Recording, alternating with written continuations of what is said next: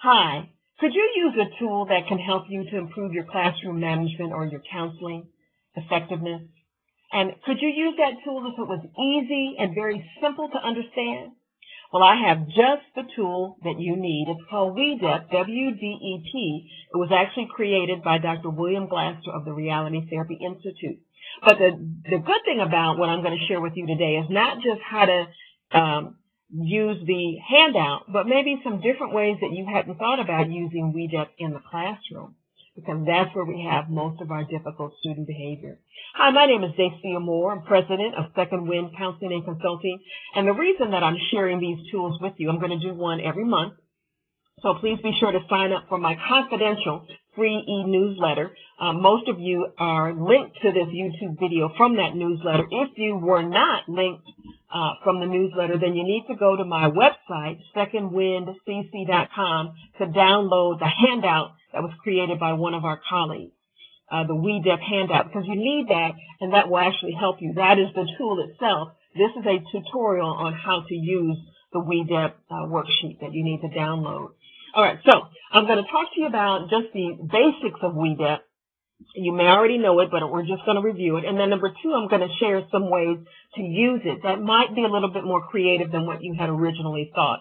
Since we have so much classroom disruption these days, I have thought about and developed with some other teachers a number of ways to use the WDEP handout. So just real quick, WDEP, W-D-E-P, stands for the W stands for what do you want? And again, we are asking students questions. This is not a lecture format. These are questions that we're asking students in their private time with us. Maybe they're going to visit with you after class or whatever. But W is, what do you want? What we're looking for, the answer we're looking for is a pro-social goal, all right? A pro-social goal. I want to finish school. I want to pass the 10th grade. I want to get on the drill team. Something that they want.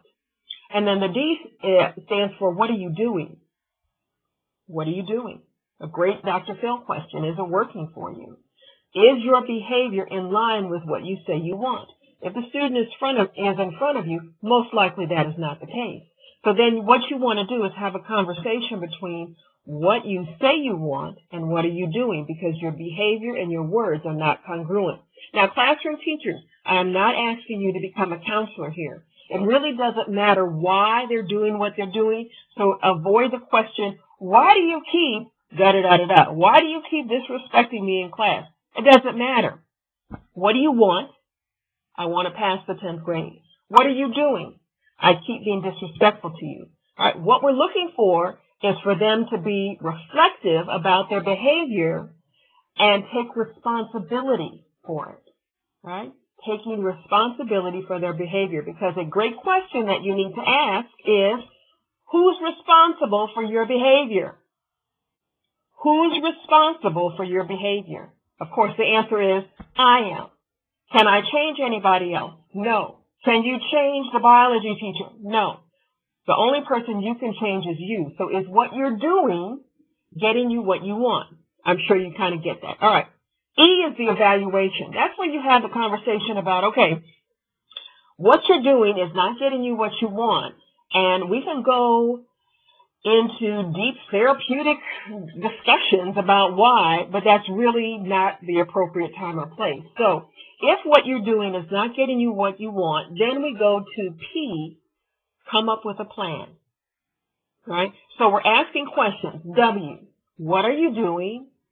Or what do you want? I'm sorry. D, what are you doing? And that is a behavioral. You're asking them for specific behavior. E is the evaluation. We want them to have a discussion about the difference between the W and the D. We want them to evaluate the fact that their D, their doing, their behaving, is not going to lead them to their W, their wanting. Sometimes I even use a crossroads picture to show them that your behavior is taking you away from what you want. But we want them to evaluate the difference between the W and the D. You understand what I mean? And then the P question is, what can you do? What can you do to move closer to what you say you want, putting responsibility on that student. So that's what the WDEP stands for. What do you want? What are you doing? Very behavioral terms.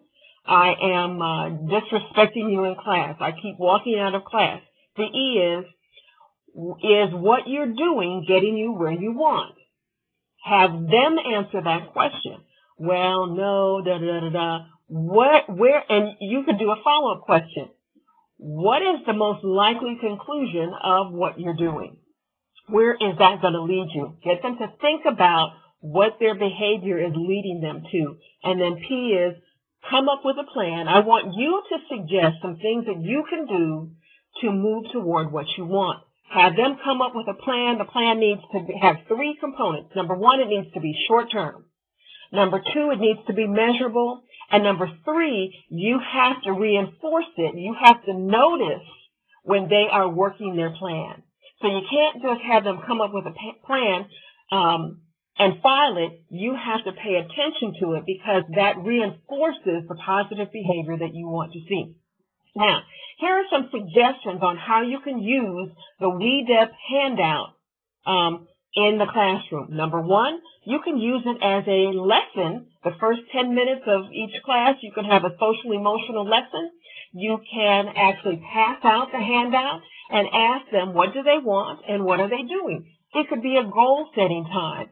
It could be a thought-provoking time. It doesn't have to be, I want to be a doctor when I grow up. It could be, what are you doing now to move you in that direction?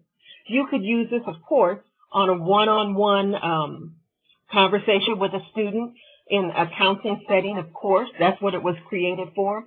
You could also use this in a parent-teacher conference meeting. Have it be student-led and have the student put down what they want and then what they're doing and evaluate it and then come up with a plan to do better. Really, you could use this with some parent involvement groups. You can ask the parents, what do they want? Not so much what are they doing, I guess you could ask them that, but then you want them to come up with a plan on how they could maybe support their child in doing more of what the child wants to do.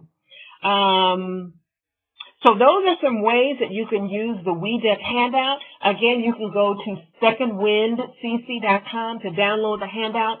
Please sign up for my confidential monthly newsletter because I'm going to have video tips every month on a different tool that will help you. So by the end of the school year, you will have a number of new tools or tools that you were reminded of in your toolbox. Let me know what you thought of this really down and dirty YouTube video. Was it helpful? Did you like it? Did you not like it?